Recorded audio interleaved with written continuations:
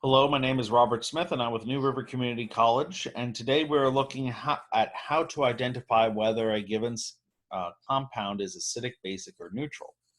And to do that, you just follow a few simple steps. The first is to look at the compound and see how best to break it apart into respective ions. So for this one, this top one here, we would do NH4 plus, which is the ammonium ion, and Cl minus, which is chloride. And once you have it broken up into its respective ions, you would simply look at them as either a conjugate acid or a conjugate base, and then associate it with its parent acid or base. And if it's the conjugate acid or conjugate base of a strong base or a strong acid, then it will not hydrolyze, so it will not cause the solution to change in its pH, or will not dominate in the solution's change of pH. If it is the conjugate acid or the conjugate base of a weak base or a weak acid, then it will what we call hydrolyze, which means it will affect the water that is in its solution, that is the solvent for this solution, and it will affect it by changing the pH. So in this first case, we look at ammonium and chloride. Chloride is the conjugate base of hydrochloric acid. Hydrochloric acid is a strong acid, so we know that chloride is not going to affect the pH of the solution. Ammonium, however, is the conjugate acid of ammonia, and once it hydrolyzes, in other words, once it's put into water, it will yield ammonia, NH3, and a proton, H+. Protons are acidic, or they create an acidic environment, so we can say that this environment will become acidic. This solution is an acid. If we go to the next one, we end up with K+, potassium, which is the and nitrite, NO2 minus. Potassium is the conjugate acid of potassium hydroxide, which is a strong base. So we know that potassium is not going to affect it. It's an ineffective acid. It'll just be free potassium ions in solution. They will be spectator ions that won't affect the pH of the solution. However, nitrite will affect the solution. In fact, when it hydrolyzes, it'll yield HNO2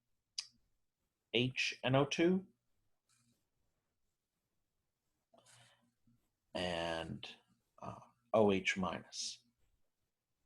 So it'll deprotonate water, and it'll add that proton to its form to create HNO2, and then it'll yield hydroxides, which means that this solution is a basic solution. So this is a base. So if you add KNO2 to water, the water will become more basic. If you add ammonium chloride to water, the water will become more acidic.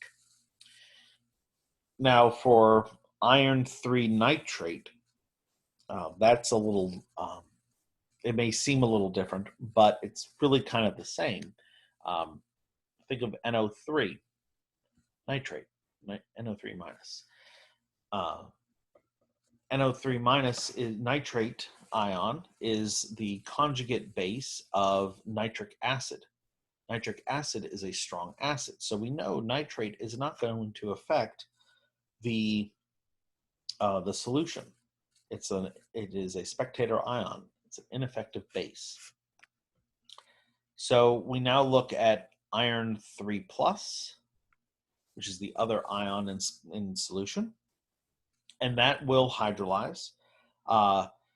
It has a very high charge density, more charge condensed in a smaller space, and so it will yield protons in solution.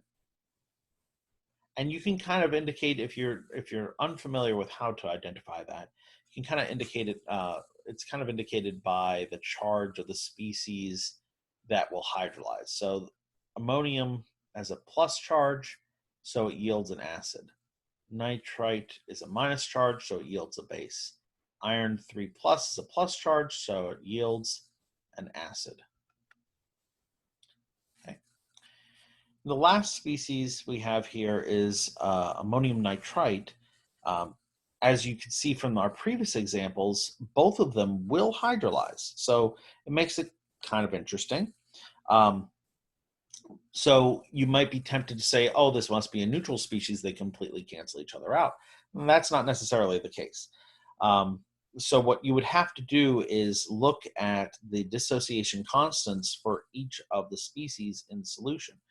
So we would first look at, let's say, ammonium NH4 plus, excuse me, NH4 plus, and that has a Ka, and we look at the Ka because of the positive charge, so it's considered an acid. It has acid dissociation constant of 5.6 times 10 to the minus 10. And nitrite, NO2 minus, has a Kb, and again, we're looking at Kb because of the negative charge on nitrite, of 2.2 times 10 to the minus 11. Well, Ka is larger than Kb. I hope you can see that. It's over an order of magnitude larger. So that simply means that because Ka is larger than Kb, we can claim that this solution is acidic. If Kb had been larger, it would be basic. So it really is just dependent on the species in solution. And because there are no species that are the conjugate acid or base of a strong acid or base, we have to actually look at the dissociation constants in order to get a firm grasp of how things are progressing in terms of the free protons or free hydroxide ions in solution. And that's how you identify whether a species is acidic, basic, or neutral. We didn't really go over a neutral case. A neutral case would be if it was the something like potassium chloride, which would have both a strong acid and a strong base. That would always yield a neutral solution. So keep that in mind if you go forward and want to learn more about it, that you can get a neutral solution if you have the conjugates of both a strong acid and a strong base. And I said potassium chloride because we have a potassium here and a chloride here, or it could be potassium nitrate just as easily. Thank you so much.